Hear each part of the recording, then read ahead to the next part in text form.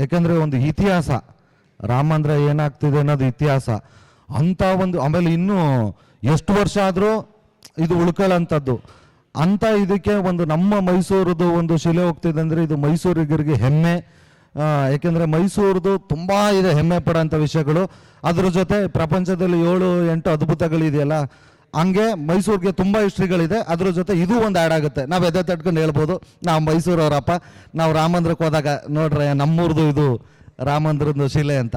ಖಂಡಿತವಾಗ್ಲೂ ಖುಷಿ ಇದೆ ಸರ್.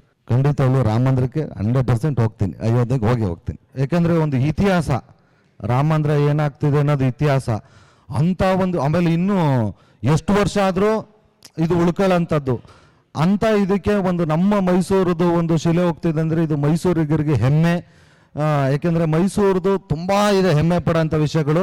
ಅದ್ರ ಜೊತೆ ಪ್ರಪಂಚದಲ್ಲಿ 7-8 ಅದ್ಭುತಗಳಿದೆಯಲ್ಲ, ಹಂಗೆ ಮೈಸೂರಿಗೆ ತುಂಬ ಹಿಸ್ಟ್ರಿಗಳಿದೆ. ಅದ್ರ ಜೊತೆ ಇದು ಒಂದು ಆ್ಯಡ್ ಆಗುತ್ತೆ. ನಾವು ಎದೆ ತಟ್ಕೊಂಡು ಹೇಳ್ಬೋದು, ನಾವು ಮೈಸೂರವರಪ್ಪ, ನಾವು ರಾಮ ಮಂದಿರಕ್ಕೆ ಹೋದಾಗ ನೋಡ್ರೆ ನಮ್ಮೂರ್ದು ಇದು ರಾಮ ಮಂದಿರದ ಶಿಲೆ ಅಂತ.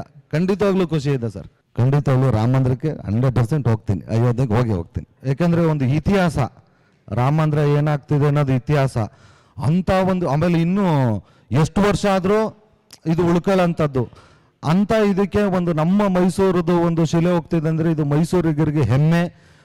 ಯಾಕೆಂದರೆ ಮೈಸೂರದು ತುಂಬ ಇದೆ ಹೆಮ್ಮೆ ಪಡೋಂಥ ವಿಷಯಗಳು. ಅದ್ರ ಜೊತೆ ಪ್ರಪಂಚದಲ್ಲಿ 7-8 ಅದ್ಭುತಗಳಿದೆಯಲ್ಲ, ಹಂಗೆ ಮೈಸೂರಿಗೆ ತುಂಬ ಹಿಸ್ಟ್ರಿಗಳಿದೆ. ಅದ್ರ ಜೊತೆ ಇದು ಒಂದು ಆ್ಯಡ್ ಆಗುತ್ತೆ. ನಾವು ಎದೆ ತಟ್ಕೊಂಡು ಹೇಳ್ಬೋದು, ನಾವು ಮೈಸೂರವರಪ್ಪ, ನಾವು ರಾಮ ಮಂದಿರಕ್ಕೆ ಹೋದಾಗ ನೋಡ್ರೆ ನಮ್ಮೂರ್ದು ಇದು ರಾಮ ಮಂದಿರದ ಶಿಲೆ ಅಂತ. ಖಂಡಿತವಾಗ್ಲೂ ಖುಷಿ ಇದೆ ಸರ್.